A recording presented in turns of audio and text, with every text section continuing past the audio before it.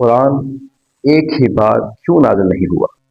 الحمدللہ رب العالمین والصلاة والسلام علی سیدنا محمد خاتم النبیین وعلی آلہ واصحابہ اجمعین، اما بعد۔ میرے محترم بھائیوں، بہنوں اور بزرگوں، السلام علیکم ورحمۃ اللہ۔ آج کا سوال بہت اہم ہے۔ ہم جانتے ہیں کہ قرآن اللہ کی طرف سے آخری کتاب ہے، لیکن ایک سوال یہ پیدا ہوتا ہے کہ اللہ تعالیٰ نے پورا قرآن ایک ہی مرتبہ کیوں نازل نہیں کر دیا؟ اگر ایک ہی دن پوری کتاب نازل ہو جاتی تو کیا زیادہ آسان نہ ہوتا؟ یہ سوال صرف آج کے لوگوں نے نہیں کیا، بلکہ نبی صلی اللہ علیہ وسلم کے زمانے میں بھی کفار مکہ نے یہی اعتراض کیا تھا۔ سورہ فرقان آیت نمبر 32، وقال الذین کفروا لولا نزل علیہ القرآن جملۃ واحدہ۔ کافروں نے کہا اس پر پورا قرآن ایک ہی مرتبہ کیوں نازل نہیں کیا گیا؟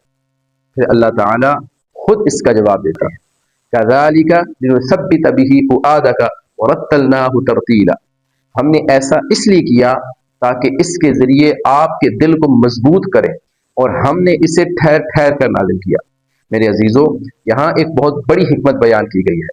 قرآن صرف پڑھنے کی کتاب نہیں بلکہ انسان بنانے کی کتاب ہے، اور انسان ایک دن میں نہیں بنتا۔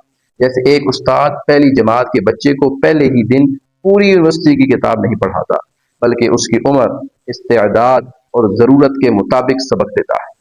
اسی طرح اللہ تعالیٰ نے بھی قرآن کو تقریباً 23 برس میں نازل فرمایا۔ جب کوئی مسئلہ پیش آیا اس کی رہنمائی نازل ہوئی، جب کوئی آزمائش آئی اللہ تعالیٰ نے اپنے نبی صلی اللہ علیہ وسلم اور صحابہ کرام کی ہمت بندھائی، جب کسی غلطی کی اصلاح ضروری ہوئی تو وہی نازل ہوئی۔ اس طرح قرآن صرف ایک کتاب نہیں رہا بلکہ ایک زندہ رہنمائی بن گیا۔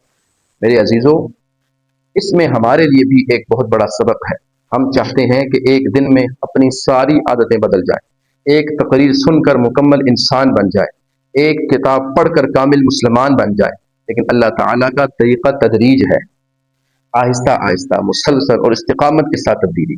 اسی لیے رسول اللہ صلی اللہ علیہ وسلم نے بھی 23 سال میں ایک ایسی جماعت تیار کی جس نے دنیا کی تاریخ بدل دی۔ آج کے دور میں بھی بعض لوگ اسلام کو سمجھے بغیر اس پر اعتراض کرتے ہیں۔ وہ چاہتے ہیں کہ ہر چیز کا جواب ایک جملے میں مل جائے، حالانکہ قرآن ہمیں سکھاتا ہے کہ گہری تبدیلی وقت، صبر اور مسلسل تربیت سے آتی ہے۔ میرے دوستو، اگر آپ قرآن سے واقعی فائدہ اٹھانا چاہتے ہیں تو پورا قرآن ایک ہی دن سمجھنے کی کوشش نہ کریں۔ روزانہ ایک آیت، ایک سبق اور ایک عمل، یہی طریقہ صحابہ کرام رضی اللہ عنہم کا بھی تھا، اور یہی کامیابی کا راستہ ہے۔